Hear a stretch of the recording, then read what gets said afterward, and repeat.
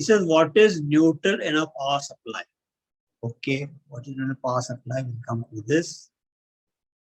In this slide, we have the topic is electric essentials in a post material. What is phase?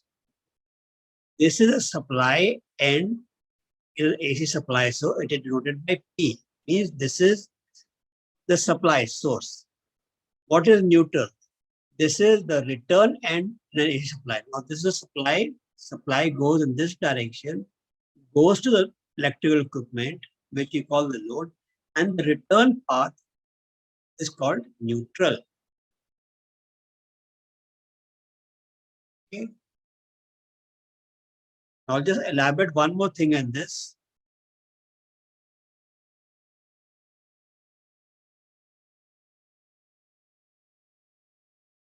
Now take a look at the central plant.